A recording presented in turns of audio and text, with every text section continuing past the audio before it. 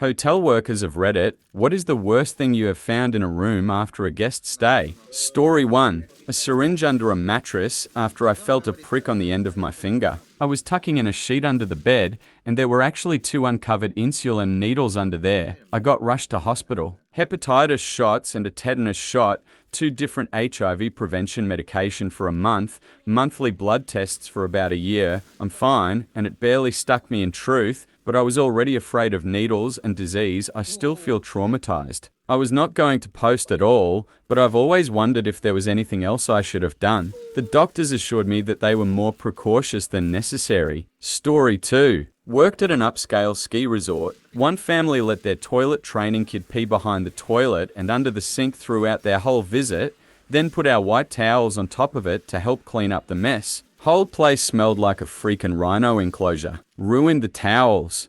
Story 3. Worst to clean up, not because it was gross, but because it was annoying and time-consuming, was popcorn. A baseball team stayed in a couple rooms, and I guess they had those, like caramel popcorn balls, that they had just thrown all over the room. At the walls, furniture. It stuck to the carpet and was almost impossible to vacuum. Story 4. Old couple checked out and left a huge box of toys. Not that bad, right? We keep items for 90 days. Hotel gets first dibs after that. Say it's an iPad, that would be good for something, then whoever found it gets second dibs, then GM. Then it's whoever wants it. Head housekeeper kept them locked in her desk. BC, she wanted first dibs and was scared someone else would take them. Story 5. Woman with mysophobia, fear of germs, stayed with us. She never let the cleaning ladies into the room as she preferred to clean it herself. One day she leaves to go out and removes the do disturb sign. Maid calls down and says the room has a strong chemical odor and found bags of pee and poop in the drawers. Story 6. A couple came to the desk early in the AM. They clearly had been in an all-out fist fight. They were a cash-paying customer and all they said was, "Sorry, we got in a fight. There is blood in the room. We are HIV positive." Then they took off. Room was an absolute horror show. Had to hire special cleaners to come gut the room and ended up replacing basically everything in the room. Room was OOC for almost a year. Same hotel, we had some wards of the state type staying. Worst were a couple with a newborn. They couldn't afford basically anything, so made the decision to use our towels as diapers. The state wouldn't let us kick them out and they were just taking the towels off the carts. Ended up having to evict them from the hotel as they had been there long enough to establish residency. Story 7. A blood-soaked Dora the Explorer doll. There were no kids in the room as far as we know. It was just one dude in his mid-30s. There were 2 cans of Monster Energy drink beside it and $180 left in tips under the pillow. The cops were called. It was really weird because at first they seemed pretty satisfied that nothing crazy went down, but then all the cops assigned to the case started to go missing one by one. Then, on the anniversary of their disappearances, a blood-soaked doll was delivered to the police station. $8 in total. And the creepiest thing about it was that 3 of the cops had children. Those children's names were stitched into 3 of the dolls. I didn't really deal with the cops directly. I gave my statement about how we found the room. They sent me home, and that was the only time I talked to them. It was a summer job, so I went back to school about a month and a half later. But when I left, our understanding was that everything was okay. If anything came to light after I left, I was not made aware of it. But I feel like since I never had to talk to the cops again, they were satisfied that nothing super crazy went down. Story 8. It was a hallway. I worked the front desk. A Little League baseball team was staying the night, and a guest complained to my manager about bats flying around.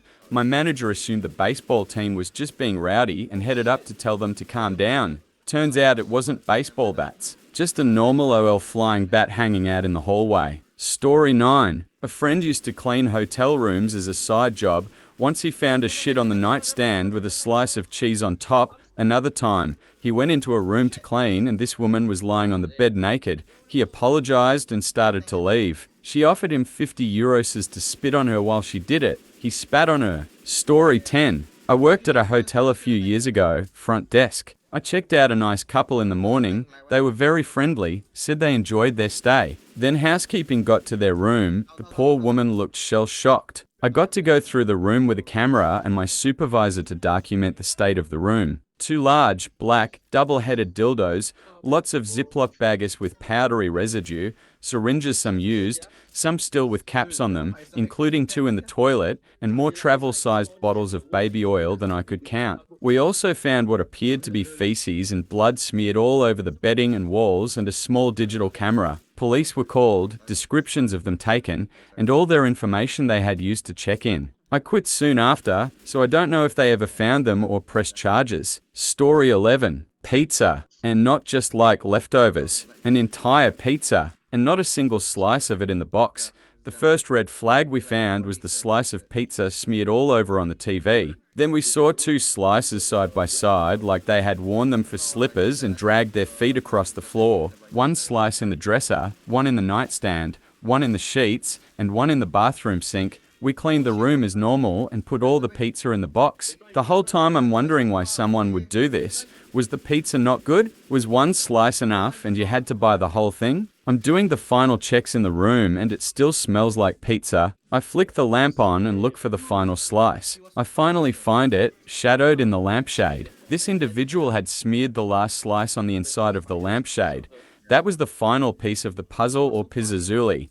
This person bought an entire pizza just to hide it in his hotel room. Story 12. A little late, but I have 2. Found bloody parrot feathers all over a room. They claimed it was service animal it wasn't and had gotten too stressed and pulled all of its plumage out. The guest tried to blame the hotel for noise. We charged them for the cleanup, was balancing month end one day when the front was swarmed with police cars. They raided a room with no notice to us at the front desk. Turned out a pimp was cooking meth in one of rooms with 2 prostitutes and a dog. There was a short standoff before everyone was arrested. Their car was seemingly forgotten about in the parking lot, but it disappeared a week later. We were unable to charge for damages since all of their cards were stolen. Story 13. Not me, but my dad. He was the director of housekeeping for a worldwide hotel chain. His housekeepers didn't know what to do with a girthy 12-inch dildo suction cupped on the writing table. It was still very moist, he said. Then he looked up who stayed in the room to see if maybe they wanted it back, but it was too tiny. Frail little old ladies' canes and all, and he said it was too embarrassing to contact them, so he waited a bit to see if they'd call asking for it, but they never did. He ended up throwing it out. Story 14. 25 years ago, I worked at a snooty part of a snooty ski resort in Park City, Utah. Most of the regular guests were just typical old rich white dudes,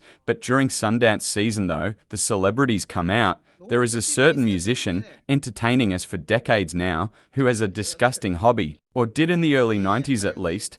Next time you're cutting footloose, or getting close to the danger zone, just know that Kenny Loggins gives his entire family coffee ground enemas, which leaves a giant mess, and leaves it for the hotel staff to clean up, twice in one stay. Story 15. A bear. First, you gotta understand that a lot needs to happen for this to occur. Our lowest floor was still about 1.5 meters from the ground, and each outside room had a balcony rail. However, a guest had decided to want to unload his motorcycle from his truck and leave the ramp down, so I'm assuming he could ride the bike up when he was done.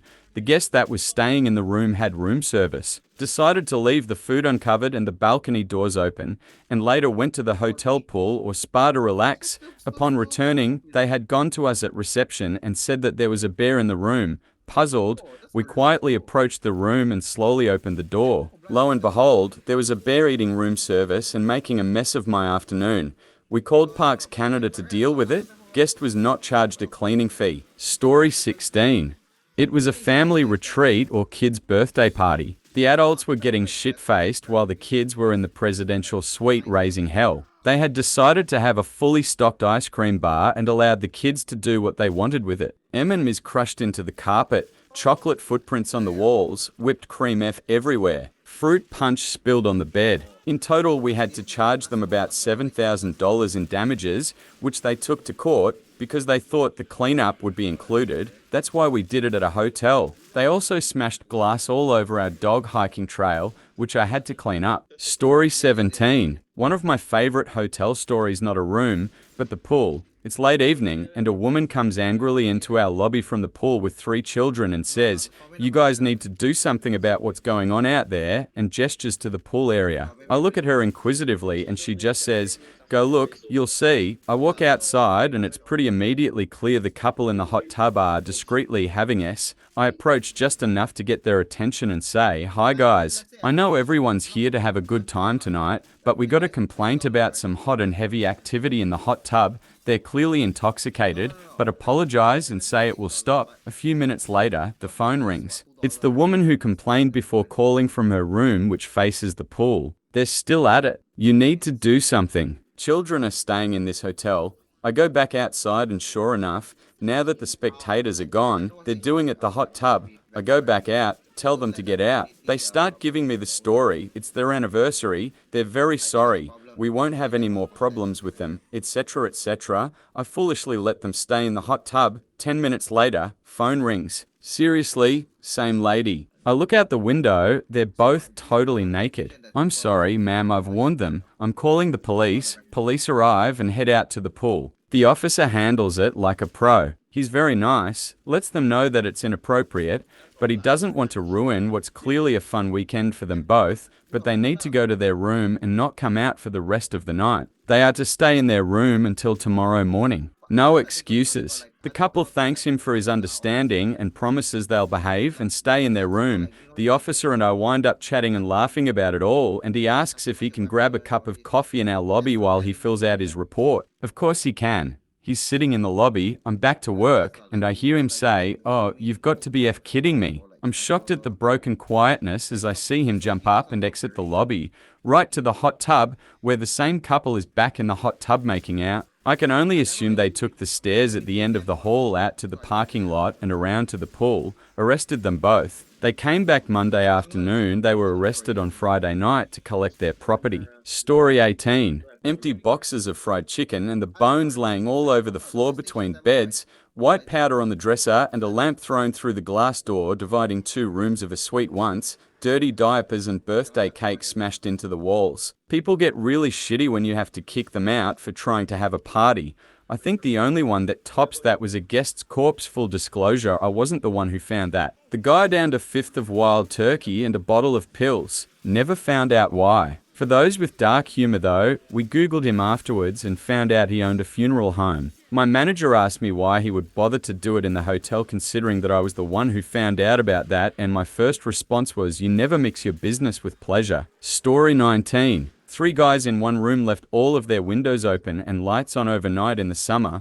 I have never seen so many different types of bug flying around the room. It was terrifying. We ran in spraying bug killer like our lives depended on it, then ran out and left the room for an hour. We came back to a floor that was almost black with dead bugs. I can still hear the crunching. Story 20. My girlfriend worked front desk at a hotel that was connected to a hospital, so they frequently had visiting outpatients staying there. One day, a lady came down and was clearly disoriented. She ripped out her tracheotomy in the lobby. They rushed her over to the hospital, got her fixed up, sent her back to her room, and then she came downstairs and did it again. One of the worst shifts she ever had. Story 21. I was road tripping alone and decided to support the local economy of this small town. I was stopping in and stay in a small family-owned motel instead of a chain. It was obviously infested with bedbugs. Obvious the next morning. That is, I arrived late at night and went straight to bed. The worst thing was that I was moving myself out to college and had all my worldly possessions in the car with me. All of my clothing, all of my bedding,